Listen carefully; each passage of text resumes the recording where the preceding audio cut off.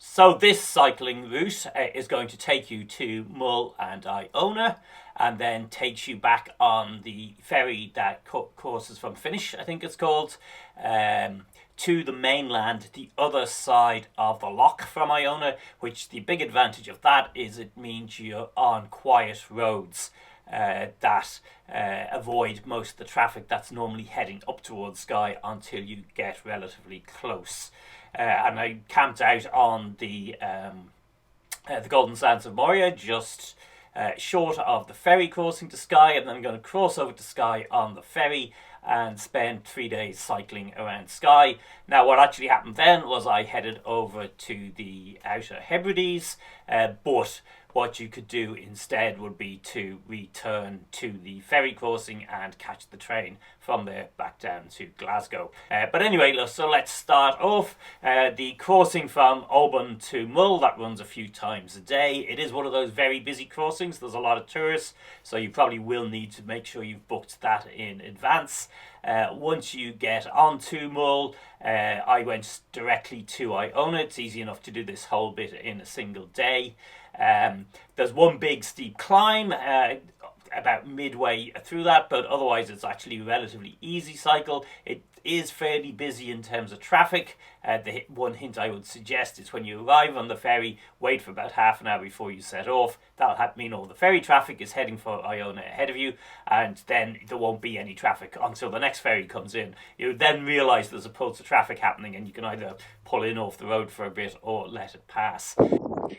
Now, while that looks idyllic, and it is, there's heavy rain due in 28 minutes, and I'm at least an hour from the nearest shelter, so I think I'm about to get wet. Ah well, first time on the whole trip, so I guess you can't really complain if your 8th day in Scotland you get rained on.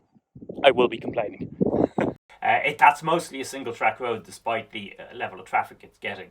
Anyway, then I crossed over to Iona on the ferry. That's a very, very short trip.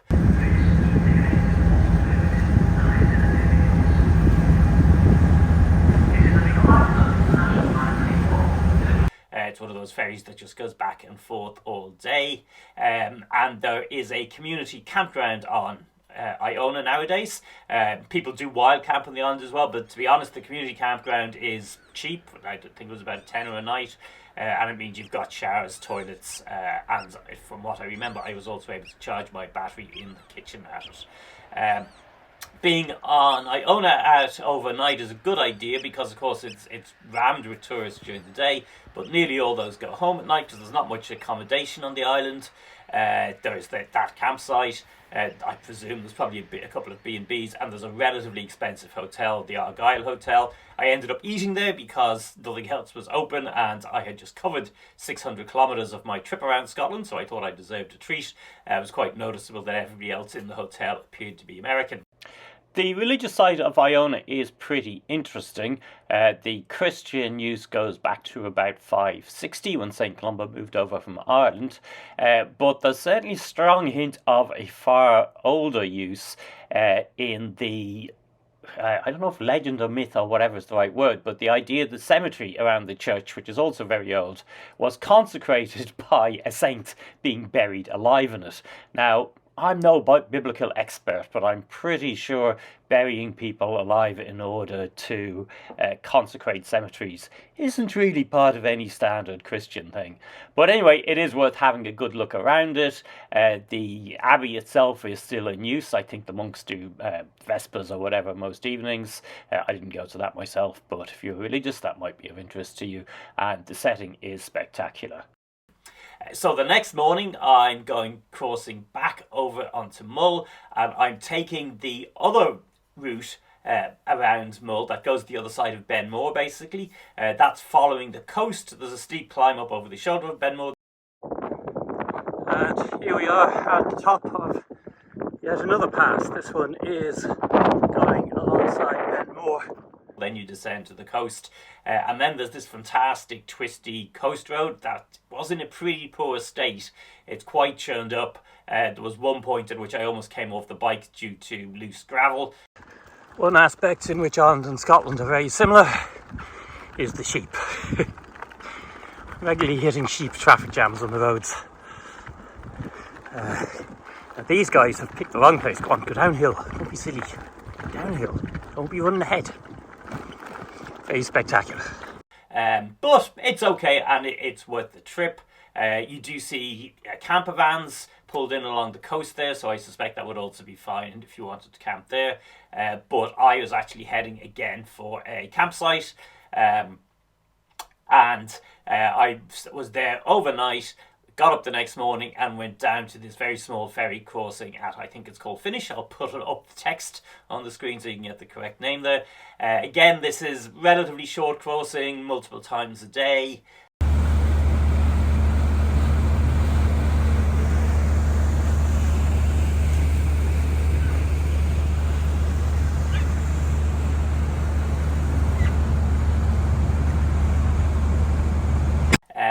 And on the other side of the crossing, very welcome, there was a kiosk that was selling breakfast rolls of various sorts. I think I had a haggis and one of those square sausages for anybody keeping count.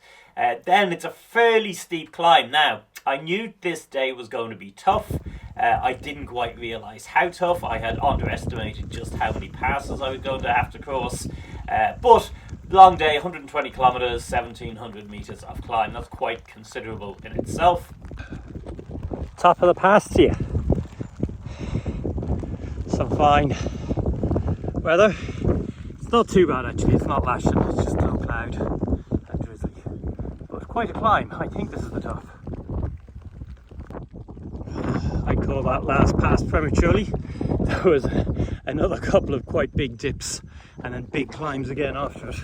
And I've just come over what I pray is the actual pass. I'm pretty sure it is because I can see the lake down there below. So I think that's where I'm going to. Back down to sea level again, basically. That's what it's all about. Start at sea level, big climbs. Then you're just back down at sea level again. This bit of the road's busy. I think maybe some of the Oban traffic joined it a while back, although I thought that would happen at the bottom of this hill. But there was a side road. The bit from the ferry to there, that's the first 15 kilometres was very, very quiet. But now I'm getting passed by 3 or 4 cars at a time, which generally means there's a ferry somewhere. It's just unloaded. Anyway, I just take a break for a second.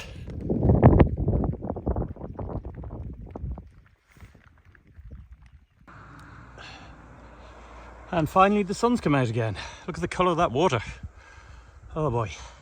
I think I am now at about 110 kilometres today. Towards the end of that day I get to the Silver Sands Morar. I think I might have called it Golden Sands earlier.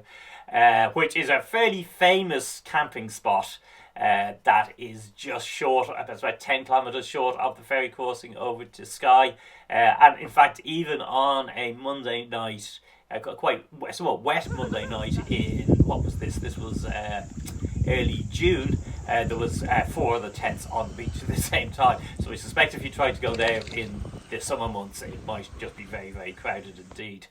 Up the next morning, got the ferry crossing over to Skye. This is one of the, this is true of a lot of the ferry crossings.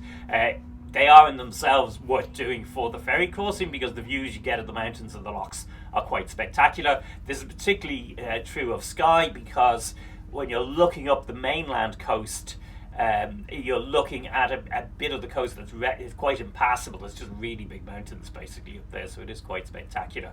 Anyway, you come ashore. There's then the main road to Broadford. Now the same hint, maybe let the ferry traffic get a bit ahead of you and then headed across. I didn't take it, but for part of that route there does appear to be a fairly solid looking walking trail a little bit off the road on the left hand side. It might be possible to cycle that. It's not marked on my map as cyclable, but from looking down at it, it did look like it might be. Now, once you hit the main road coming from the bridge at the bridge and then you're heading towards Broadford, there's a lot more traffic on that road, and unlike the ferry traffic, it doesn't come in pulses. And this, I would find out also the following day, was quite unpleasant. So stayed in Broadford overnight. This is also where I got my new GoPro arrived. So I had basically booked into a B&B in Broadford specifically because I'd realised back on, I think it was probably Iona, that if I ordered a a new GoPro from Amazon to replace the one I'd broken for a B&B a couple of nights ahead. That way, that was a way of making sure I could actually record the rest of my trip. So I did that, and that means we're now going to have road footage again. Hooray! Or boo, maybe, depending on how you feel about that. So while in Broadford, just after getting the camera, I made a side trip down towards the Cullens and the abandoned villages. But the next morning I was up and I was on the road that runs eventually to Portree, but I was only going as far as Sligachan. Now, the problem with that road is the traffic is terrible. And I think here you can sort of see why probably a lot of people don't try cycling on Skye. There are 2 lanes of traffic, but both lanes are busy in each direction. And there's not really any hard shoulder whatsoever, which means cars can't really pass you because the road is bendy enough. There's quite a lot of blind corners on it. There's often traffic coming the other way. And so what I found was I was accumulating long lines of cars behind me. There was nowhere for me to pull in and let them pass. Where there was, I'd pull in and then there'd be 20 cars or whatever passing me. So it's definitely not the greatest cycling experience. However, pick the right time of day to do it. I think I did it early in the in mid-morning. I probably should have gone earlier, and it mightn't be so bad. So with my combination of a busy enough road, quiet for the moment, but then I decided to film, and a steep bloody hill going up, but up. So I've taken a break on the curve where I could get in behind the barrier. No pulling in places on any of these, which is a bit tough actually if you're cycling. Also makes it harder to allow cars to pass. If I was the tourist board and the road authorities, I'd put in a little 20-metre lane for a bike every kilometre or so, basically, so you could just coast in, everyone could pass you, and then you could just coast out of it again. Because it's pretty tough. And the other thing is, follow what I did now, even if you're going to Portree, which is basically when you get to Sligachan, take that left, and I headed down towards Glenbrittle. Now I was going to be staying in the campsite at Glenbrittle. Above Glenbrittle is where the ferry pools are, which again is a massively over touristed area nowadays, unfortunately. The residents there, I'm on the Cullen Facebook page, the Cullens of the Mountains, and they're always giving out about tourist traffic and bad driving and all the rest. It's not too bad if you're cycling, however, because the road is fairly narrow. It's single track, so cars can't go that fast on it, and there are lots of passing places. So unlike the main road, which of course has no passing places because there's a lane on each side of the road, the big advantage of passing places when you're a cyclist is you can just pull into them and the traffic can go past you. So really, if you're thinking of touring Scotland and you're worried about the single track roads, my experience was they're grand. They're actually not the problem at all because the passing places work very well as a cyclist if you use them, and obviously you should be. Anyway, got down to the Glenbrittle campsite. It was June the 21st, so I hiked up into the mountains. Let it be recorded that although on this trip I realised that cycling 70 kilometres a day and hiking a mountain as well was just not very feasible, on this, the longest day of the year, I have cycled 55 kilometres and hiked quite a bit of the way up the Black Cullen, which I'm not going to climb anyway because that's rock climbing stuff. But I got it. I'm pushing myself onto the ridge, having a look, and it's quite spectacular. So I think I get 1 point or something for that, for effort anyway.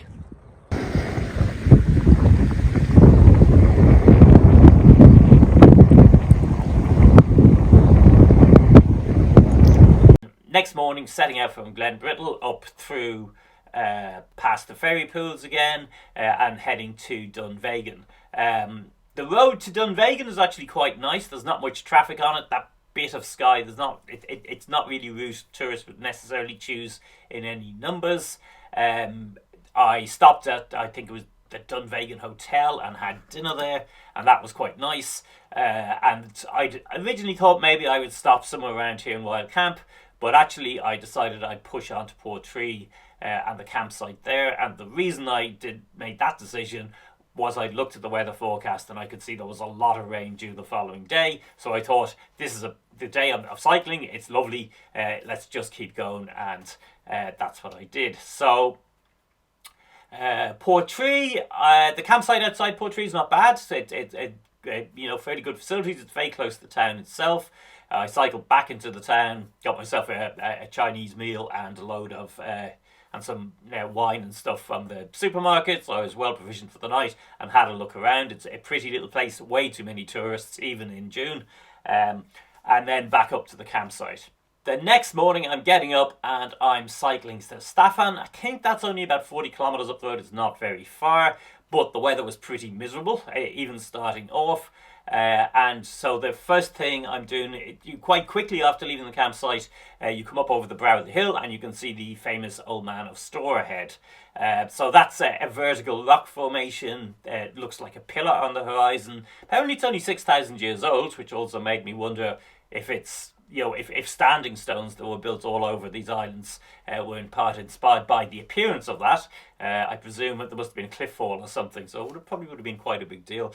But I stopped there, and despite the fact the rain was absolutely miserable, I still hiked up to the top of it. So I cycled up to visit what was possibly the most famous in Skye, the Old Man of Store. But it's, it's not really cooperating weather-wise. I mean, it's there. There's another couple of vehicles just off to the other side, but they vanished again in the mist. And went around, and the clouds did clear for a moment, so I got a look at it, but that was a really wet day. It was really testing my waterproofs. Back down, kept going, pulled in on top of the cliffs overlooking the sea to get lunch, and absolutely lashed down on me again, and then headed on to the campsite at Staffan. That campsite has got the benefit that you can order a burger and chips at it, and they'll actually bring it over to your tent. They've got picnic tables, so you can eat it at the picnic tables outside the tent. But it's the first time I've encountered that, and I was impressed. I also did an evening excursion here down to the nearby beach at Staffan and the cliffs where they found dinosaur footprints. I didn't successfully find the footprints. And then next morning I set out and I was off for, and I'm going to mispronounce this, I think, the Quairing, which is the a Torness ridge and the pass that goes up across it, which has just got some of the most spectacular rock formations I have cycled through anywhere. And at this stage I'm cranking up quite a few of those, but has got a very steep, windy approach road.